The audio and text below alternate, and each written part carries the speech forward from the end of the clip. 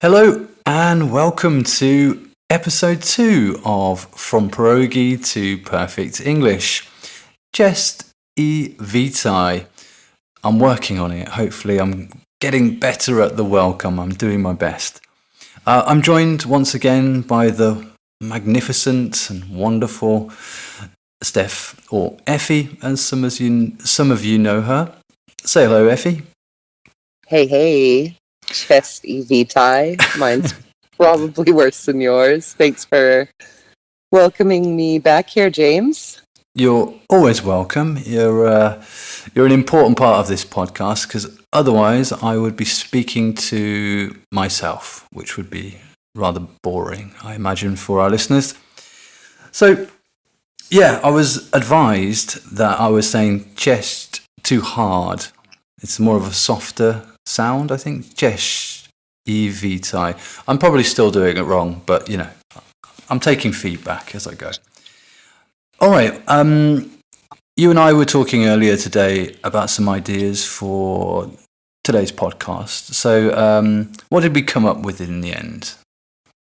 I think what most of our students have asked us is a little bit of backstory, and particularly about how we ended up in Bali. I know for a lot of my students, and I'm sure yours as well, some of them are highly motivated to learn English for the possibility to live overseas. Mm-hmm. So I thought it might be nice today, as we're both Indonesian based, to share a little bit more about what brought us here and some of the challenges of living in a country that's not our own.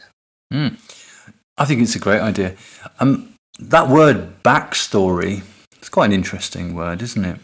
How would you define the word backstory? Backstory is just giving what led up to this point, to explain a little bit more about how we got here, share a bit of our history. Yeah, it's about our history, isn't it? Yeah, it's a good word to know. Yeah, okay, so it's true. We're both, we can both be found right now residing in wonderful Indonesia, a place of 17,000 islands, which is incredible to think about. Evie and I are both found on 2 different islands. You're over in Bali at the moment, and you can find me on Java, which is a neighbouring island. So, Steph, you've been in Indonesia longer than I believe. I've been here. I'm coming up on year 12 right now. And you've been here for how long now, James? 5.5 years, I think. Something okay. Like that.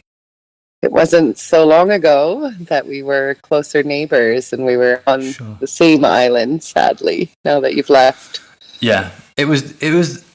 So I was living on Bali also, and it was difficult leaving Bali because it is quite a magical place in many ways. But we had some friends who recommended we have a look at some of the cities, the towns in Java. So we've also got family here, so we decided to take a flight across and do a vacation here, really. And we took in 2 or 3 different towns, and then eventually we found this beautiful place called Salatiga, which is in the middle of Java. We're surrounded by 2 or 3 quite wonderful volcanoes, like 3,000 meter volcanoes, which is insane. It's really inspiring to see those every day. And yeah, it just felt kind of like home in a way when we came here. And yeah, we spent like a week here just hanging out. And then we went back to Bali and we thought about it and thought, yeah, I think this could be where we might go next. And yeah, we moved here. So we've been here, well, I say we, my wife and I, we've been here since like 18 months. So from January last year.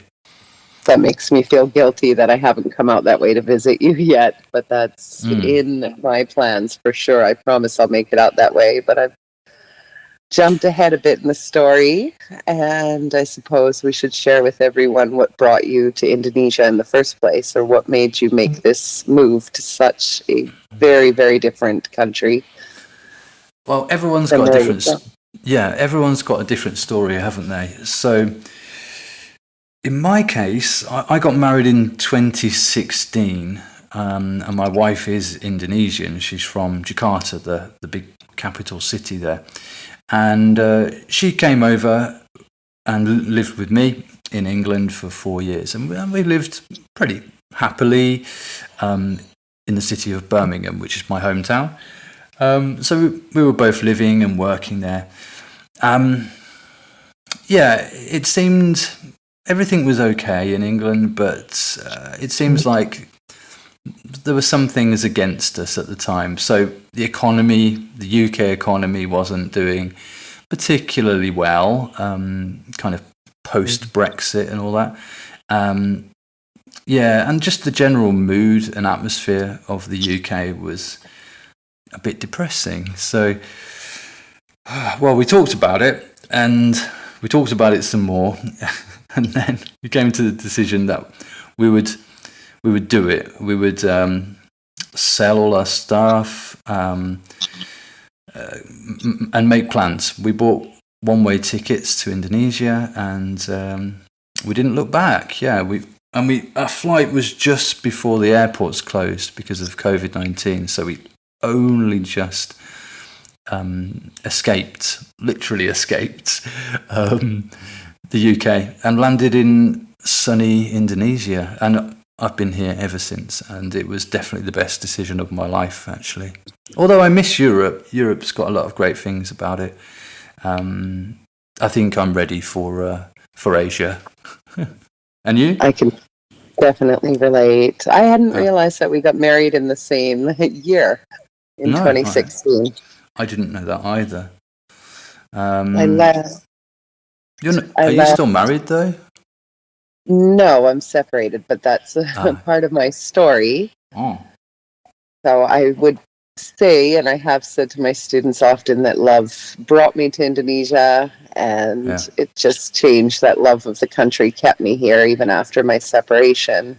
For sure. But I had already spent quite a long time in Asia to know enough that I loved it. I left Canada about 15 years ago to go traveling and backpacking, and along those travels throughout Southeast Asia, I lived in Australia for 2 years.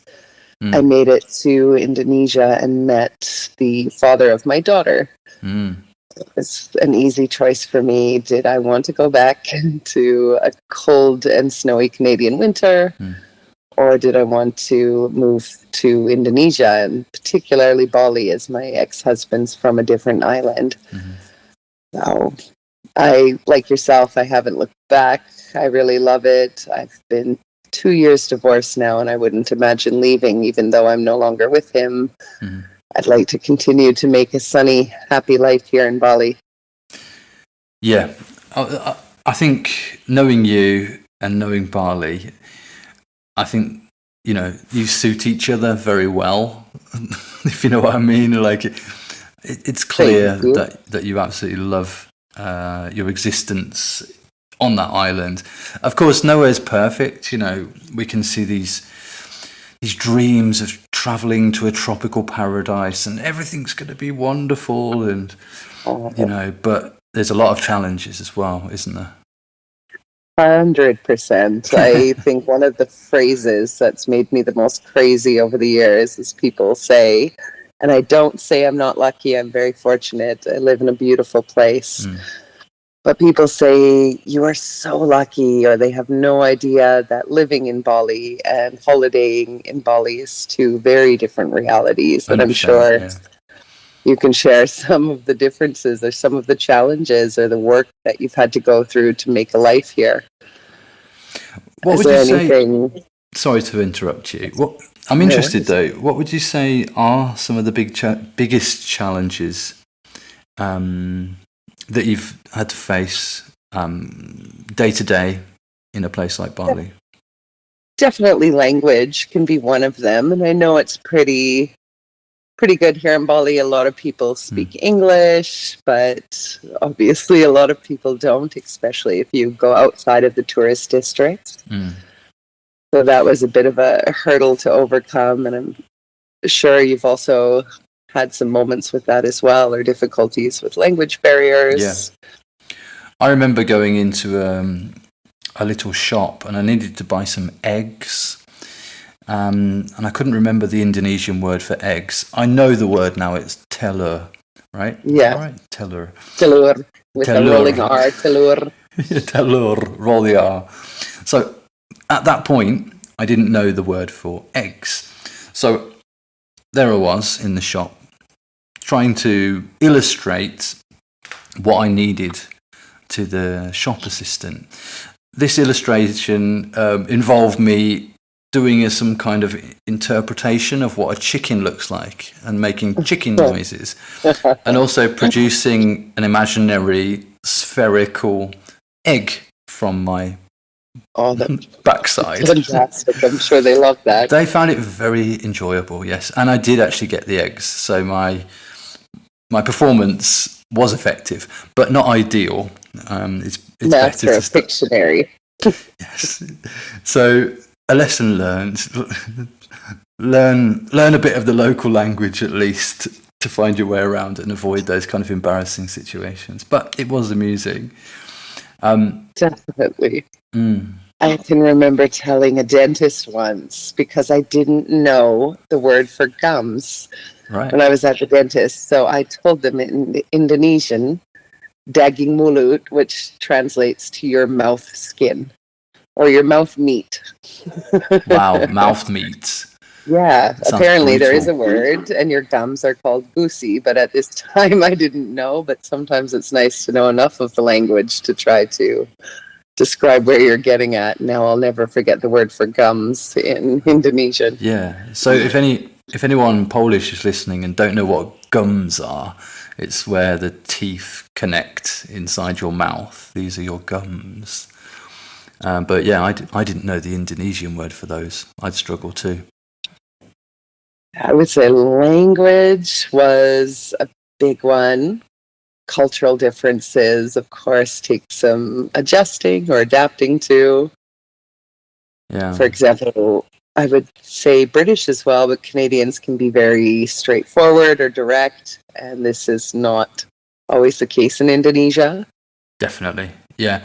I mean, British people are more indirect, but nowhere near as indirect as Indonesians are. So we come across as still direct, unfortunately. Okay. So I've had to adjust to that, of course, for better communication all round. And yeah, I would say just being adaptable in general and being able to be flexible when you live overseas. Yeah, try not to come with any sort of expectations or ideas about how life should be or how people should behave, because coming to a place like this, everything's turned upside down, right? 100%. I think people find that in almost anywhere they move worldwide. Yeah. Even when they think there might be similarities, it might surprise you, some of the differences. Yeah, I think that's the beauty of the world, and that's why traveling is a really, what's the word, kind of eye-opening experience, just going to different countries, exploring different cultures. We learn so much about the world, but also ourselves, and different ways that we can live, we can interact, we can enjoy life. 100%. I say it's a great privilege, and I have said repeatedly to people that I've met, I'm so grateful I've had this privilege. I honestly think that traveling has been the best education I've ever had in my life, easily. For sure. Yeah, I would completely agree with you there. Like we said at the beginning, a lot of people want to learn a language for traveling, for even relocating their lives to a different country. So what advice can we give people that are thinking about doing this, particularly like relocating or spending a while in a foreign country? Can we give any advice, do you think?